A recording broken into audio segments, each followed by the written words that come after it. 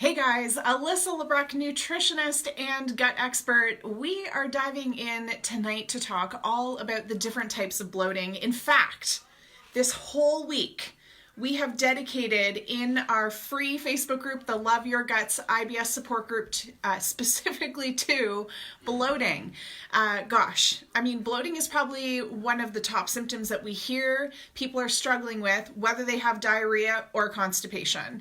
And the thing is that I'm seeing some really big mistakes happening when it comes to tackling bloating. In fact, just today, we've had a couple of people in our Facebook group asking, what about turmeric? What about probiotics? And the thing is that none of those things are designed to fix your bloating.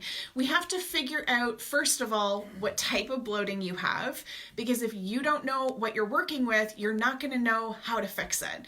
And so it's so interesting because as I said, we've spent a whole week in our Facebook group. We've been talking about everything from what to do when you're bloating from drinking water, how to navigate around what foods are going to cause you to bloat and what foods will not cause you to bloat. We've been diving into all the things.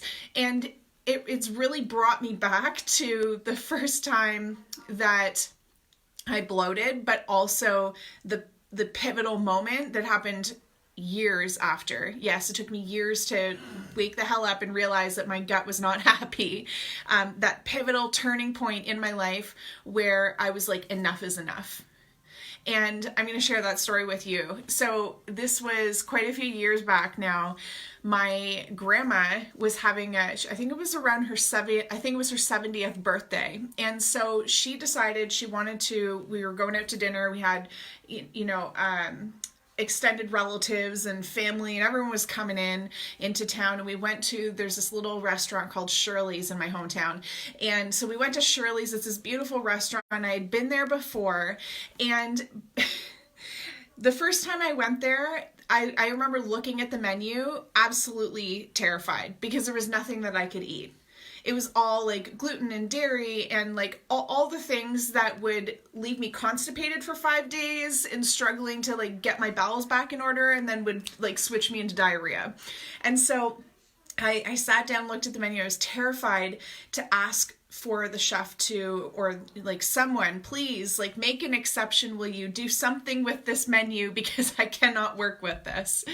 And anyways, so they were so good. They made me the most delicious meal. They accommodated me. I was so, so grateful. And so going back to Shirley's this second time around for my grandma's birthday, there was a little bit of like peace of mind, like I'm going to be okay. They've always accommodated me in the past. So we go and I ask for what I need. And this was a couple of years after my first experience there. And this time rocked me to my core. I will never forget, I was eating the meal and my stomach was bloating up so much. I ended up undoing my button and the zipper to my pants, and my stomach just like exploded out. Like it just like popped out. And I remember being absolutely mortified because I've never been the type to wear like tight shirts. I've always been self-conscious about the bloating. And so at the time though, I was wearing a baggy shirt, but it wasn't a long enough shirt.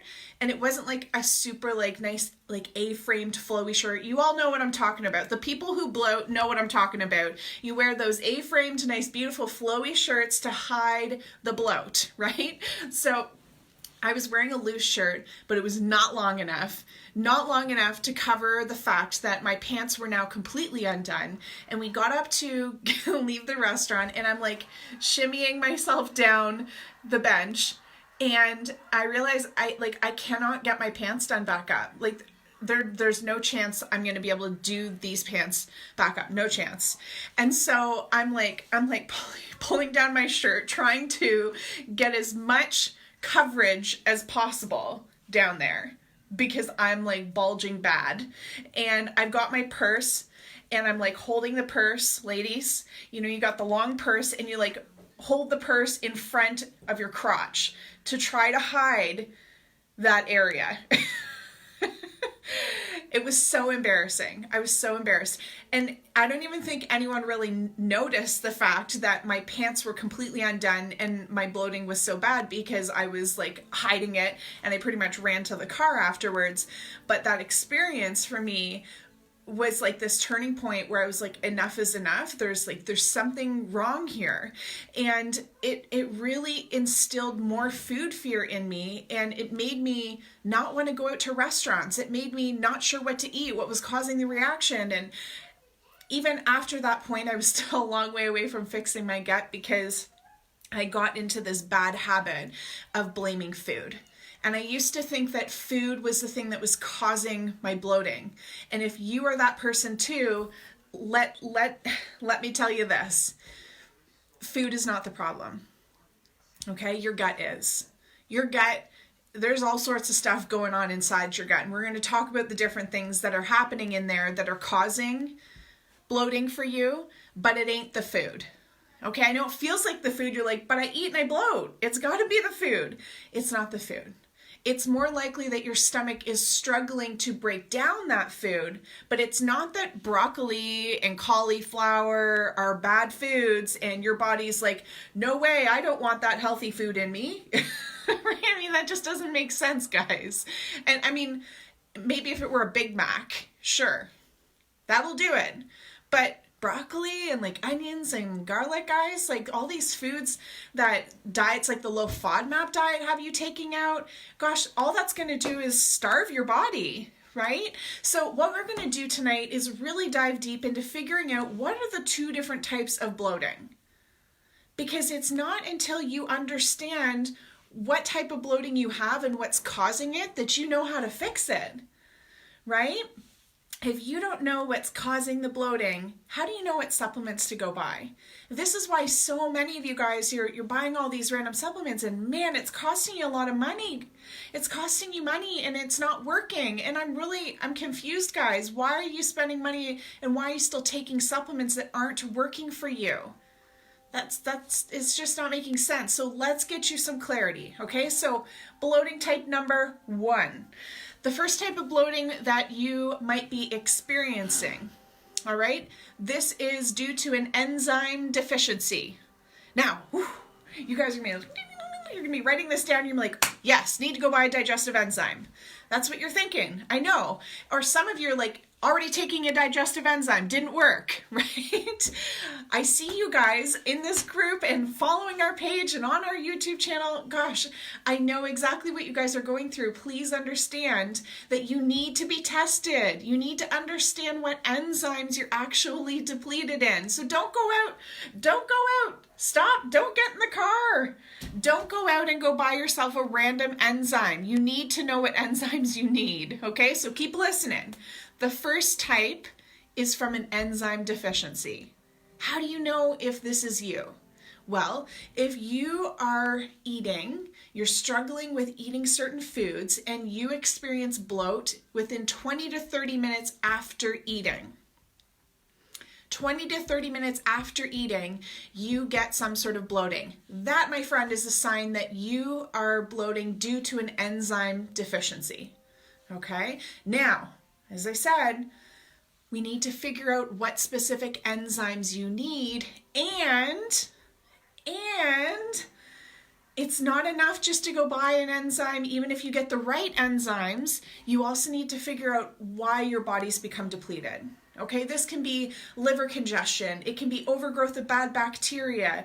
It can be stress, antibiotics, not drinking enough water, eating the same foods all the time.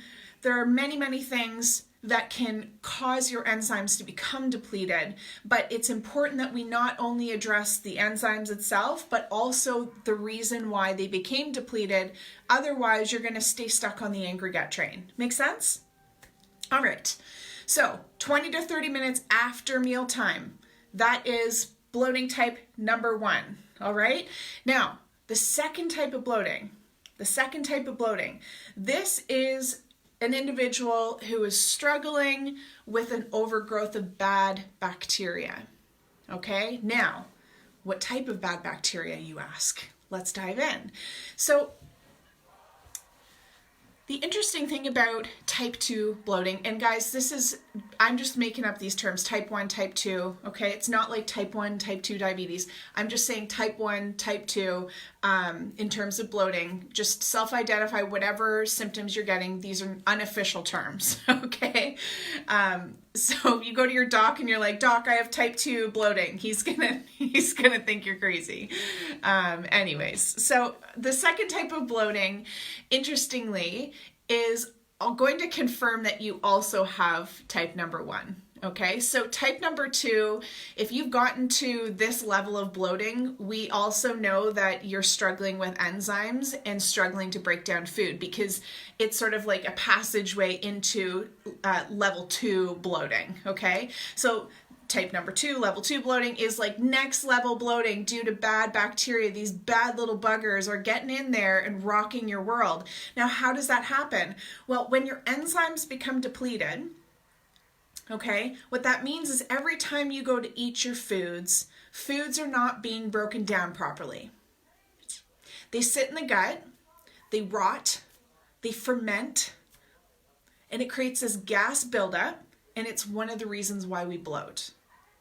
Okay, so we get this bloated belly after food. Now, when this type of thing continues on for a long period of time, it can develop into anything from leaky gut to deficiencies in good bacteria, and then we start to run into motility issues. So your bowels start becoming affected, and this is where you land in some sort of bacterial overgrowth. Okay, now I'm going to talk specifically in terms of SIBO tonight.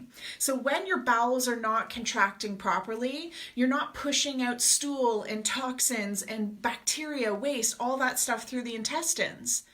And so bacteria start to overpopulate and overgrow in the small intestine, and that's what SIBO is. It's small intestinal bacterial overgrowth. Okay, now these bad little buggers, there's 2 different types of SIBO, and this is why it's so critical that you get tested. Don't guess, because you need to understand what type of SIBO you have in order to address it properly, okay? The protocol to tackle SIBO is very different depending on whether you have methane dominant SIBO or hydrogen dominant SIBO, and guys, you can have both at the same time, okay? So when you get to this place, SIBO, these guys hang out in the small intestine, which hangs out up around underneath your rib cage, above your belly button. And what they do is they give off these gases, methane and hydrogen, and they essentially blow your intestine up like a balloon. Okay, so if you are the type of person that is getting bloating, especially upper, but you can get it lower too, this type of bloating makes you even possibly look pregnant. Now that's in severe cases. You can also notice the distension. You might not look like you're 8 months pregnant, but it's definitely making you look bloated. So someone is looking at you, and for some of our clients, they literally look 8 months pregnant. They're getting asked when their due date is. Okay, this is SIBO bloating. This is the second type of bloating caused by this bacteria. Now, because this bloating is caused by bacteria and it's trapped in the intestines right up here, it's right in the center of your GI tract between your mouth and your bum. How's that for a visual? Right? Let that sink in for a second. It's in the center between your mouth and your bum. And so if you get trapped gas in there and it's blowing up your intestines like a balloon, it's really tough to pass. And so some people will literally tell me, "Alyssa, I have trapped gas in my intestines. Get it out. I can't fart. I can't burp it out, like it's just stuck." Now, for some people it gets trapped. Others can belch, fart, burp it out, whatever that looks like. But if you're getting this more severe bloating that's happening all day long, whether you eat or not, for others it will hit first thing in the morning and it just gets worse as the day goes on. For others, they're kind of good in the morning, but as the day goes on, progressively it gets worse, and by evening they're like, "I feel like a beached whale." Right? So this type of bloating is much more severe. So when people ask me, "Alyssa, will turmeric fix my bloating?" No, it won't. It will not fix your bloating. Is turmeric beneficial? Yep. Yep. In fact, you're going to see tons of blogs talking about turmeric on the World Wide Web. Everyone's talking about turmeric because turmeric is anti-inflammatory, and yes, it's healthy for you, and yes, I even recommend it for some people. But it's not going to fix your bloating, right? Because it helps to reduce inflammation. It's not helping you to digest your foods, and it's not getting rid of the bad bacteria. Okay? So if you feel like you've tried everything, who here feels like they've tried everything? Let me know in the comments, okay? If you feel like you've tried everything, there's a good chance that there is something missing, okay? And just because it hasn't worked doesn't mean it's not possible. It just means that you're missing critical pieces of the puzzle, okay? My job is to fill those in so that you don't have to have a part-time job with Google. You don't have to be guessing and trying to try these random things. I'm going to help you understand why turmeric isn't going to be the solution for you, right? Because it helps to reduce inflammation, and it's beneficial thing to add into your diet. But if you're expecting that to get rid of your bloating, it's not going to, and neither is a probiotic. You can take probiotics till you're blue in the face, but if you are not digesting your foods properly, and if you still have an overgrowth of bad bacteria, you are still going to bloat. Is this making sense, guys? I sure hope so, okay? So the first thing that you need to do, if you've got type number 1, okay, if you're type number 1 bloater, you are bloating due to an enzyme deficiency and it's happening 20 to 30 minutes after a meal, you need to add an apple cider vinegar. Okay, it's going to wake you up in the morning. You're going to mix a tablespoon with a 1/4 cup of water. You stir that right up and chug it right back about 10 to 15 minutes before your meal. And what that's going to do is help to stimulate your digestive system. It's going to tell your body, I'm about to start eating. It's time to start digesting foods, so you need to get producing enzymes. Okay, so 10 to 15 minutes before breakfast, same thing with lunch and dinner. Apple cider vinegar. Now, if you think you are type number 2 bloating, this is in bacteria territory. And there is no quick fix. You need to get tested for SIBO to understand what type of bacteria is going on inside your small intestine that's making you blow up like a balloon. Okay? And so if you feel that you might have SIBO, the best test to have done is a 3-hour lactulose breath test. Okay, make sure it's 3 hours, make sure it's the lactulose solution, and make sure they're testing for both hydrogen and methane, because I'm seeing all kinds of doctors, especially in the States, who will do a SIBO test, but they're using glucose or fructose, and they're only testing for hydrogen, not methane. So you're getting a fraction of the puzzle, right? You really need to get the full picture. The other thing is, if you're in Canada, our doctors are not doing this test. Our doctors in Canada are not super savvy in the SIBO department. You still need to be tested. So you're going to need to tap into third-party labs online that you can order those tests from without a requisition from your doctor. You need to test, don't guess. Okay, guys? So I hope this has been incredibly helpful. Let me know in the comments what type of bloating you feel you're struggling with. Are you a type 1 or are you type 2? And then let me know what you're going to do to jump on that, whether it's apple cider vinegar or get tested for SIBO. All right, guys, we'll see you next week. Bye.